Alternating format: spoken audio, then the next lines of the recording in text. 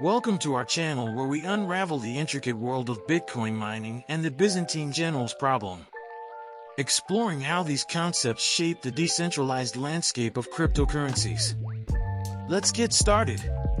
But before we do, remember to hit that like button and subscribe to our channel. The Byzantine generals problem was initially introduced in a 1982 research paper in the realm of computer science. The core issue addressed by the paper is the imperative for dependable computer systems to effectively operate despite the presence of faulty components that might disseminate conflicting data to distinct sections of the system. This quandary becomes particularly pronounced when applied to decentralized computer networks. Consider a hypothetical scenario. The Byzantine army has encircled an adversary city. The army is divided into multiple units, each commanded by a general, and their task is to formulate a synchronized course of action. However, due to geographical separation, their sole mode of communication is through messages. Adding complexity, one or more generals could be potential traitors, introducing the possibility of deceptive messages that could disrupt coordinated strategies, whether for attack or retreat. Resolving this intricate predicament necessitates the Byzantine army to uncover a viable route towards coordinated action.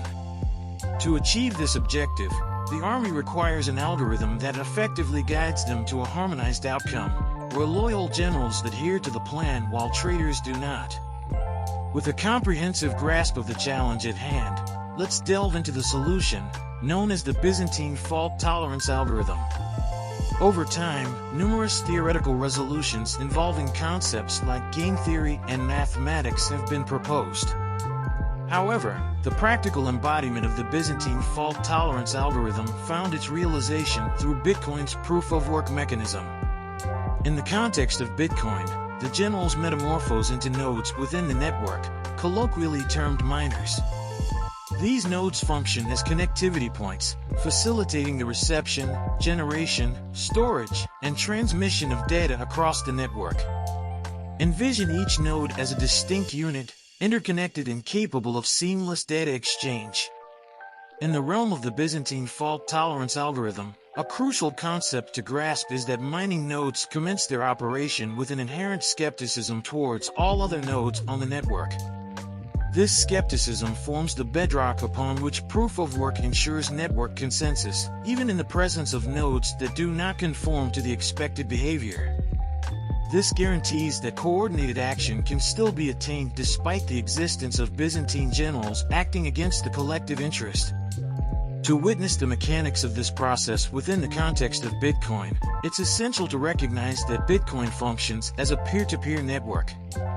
In this framework, users leverage appropriate software and hardware to perform a spectrum of activities, spanning from initiating transactions to verifying and transmitting them.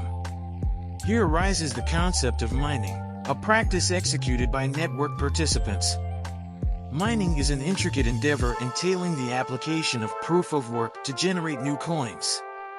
This is achieved by solving complex cryptographic hash puzzles, a computational endeavor requiring substantial calculations. The same cryptographic puzzles also facilitate the network's transaction messaging. Let's explore the intricacies of this mechanism. Mining nodes engage in the aggregation and verification of fresh transaction data. Upon receiving these data sets, each node autonomously scrutinizes every transaction against a comprehensive checklist. This checklist encompasses tasks such as tracing the origin of digital funds, guarding against double spending, and ensuring the transaction volume aligns with predefined thresholds. Validated transactions amass in transaction pools, colloquially referred to as memory pools or mempools.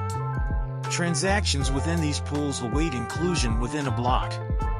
The mining process is a competition among miners to successfully craft a new, valid block. A key stipulation is that the transactions within their mempools are distinct from those previously incorporated in earlier blocks. After gathering and structuring verified transactions within a candidate block, the miner must construct the block header. This header is a composite of several crucial components, including a summary of the transaction data within the candidate block, a link to the preceding block, referred to as the parent block, a timestamp indicating the block's creation time, and a valid proof of work. Summarizing the content of a specific block involves employing hash functions, which process data in a manner yielding a standardized, unique identification code, akin to a digital fingerprint. This identification code, also denoted as a digital fingerprint, establishes a distinct marker for each block of transactions. Notably, block identifiers, known as block hash or hash, are outcomes of cryptographic hash functions like SHA-256. These functions encode data into a string of alphanumeric characters, offering a one-of-a-kind identifier. Importantly, these cryptographic hash functions are unidirectional, rendering it infeasible to reverse engineer the original input from the output. In contrast to mathematical operations that are reversible, cryptographic hash functions resist such inversion.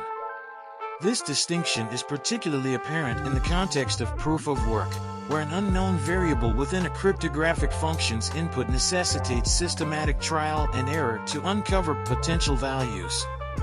This process, akin to a brute force approach, embodies the work element inherent in proof of work. This endeavor involves iterative computations to ultimately decipher the cryptographic puzzle solution. Stay up, peace.